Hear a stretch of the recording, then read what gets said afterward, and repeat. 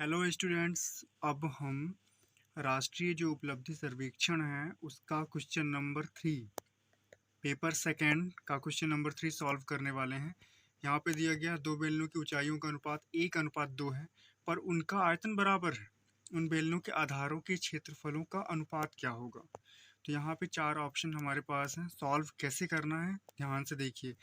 देखो, माना पहले बेलन की ऊंचाई, यहाँ पे मान ले, देखिए यहाँ पे दो बेलनों की ऊंचाइयों का अनुपात कितना दिया है, 1:2। तो मान लेते हैं पहले बेलन की ऊंचाई h है, तो दूसरे बेलन की ऊंचाई कितनी होगी, 2h होगी। यदि पहले बेलन की ऊंचाई h है तो दूसरे बेलन की ऊंचाई क्या होगी, 2h होगी। देखो, बेलन इस टाइप का होता है, बेलन इस तरह से होता है। यहाँ पे उसकी त्रिज्या होती है और ये कहलाती है उसकी ऊंचाई। बेलन का आधार और ये ऊपर वाला भाग दोनों कैसे होते हैं, वृत्ताकार होते हैं।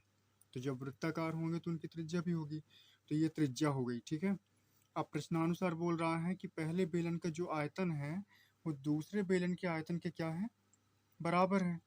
तो मान लेते हैं पहले बेलन का आयतन v1 है, दूसरे बेलन का आयतन v2 है, क्या है, दोनों बराबर हैं। तो अब निकालते हैं बेलन का आयतन क्या होता है, ये सूत्र पता होना चाहिए। क्या होता है, पाई आर स्क्वायर एच। तो हमने पहले बेलन की त्रिज्या क्या ली है, r1 ली है, इसलिए पाई r1 स्क्वायर एच। यहाँ पे दूसरे बेलन की त्रिज्या ली है r2, तो क्या हो जाएगा यहाँ पे पाई r2 स्क्वायर। अब इसकी जो ऊंचाई है कितनी है, 2h है, इसलिए यहाँ पे h की जगह हम क्या लिखेंगे, 2h। ठीक है।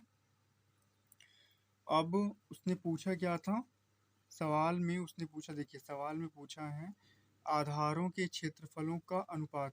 तो आधार कैसे होते हैं, वृत्ताकार होते हैं, इसलिए इनका जो क्षेत्रफल होगा वो वृत्त के क्षेत्रफल के जैसा ही होगा।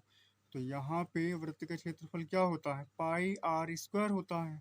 तो पहले जो बेलन है हमारे पास, पहला बेलन, उसके आधार का क्षेत्रफल हम पाई आर वन स्क्वायर लेंगे, और दूसरे बेलन के आधार का क्षेत्रफल लेंगे पाई r2 स्क्वायर। तो इनको हम ऐसे बटे में लिख लेते हैं। ठीक है ना।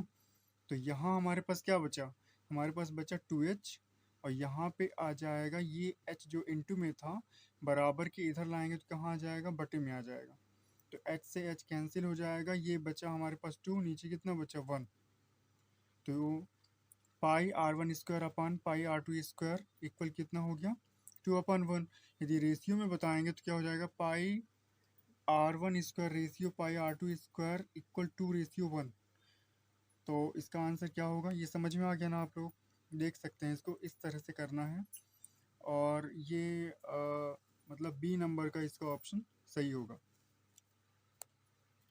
ओके।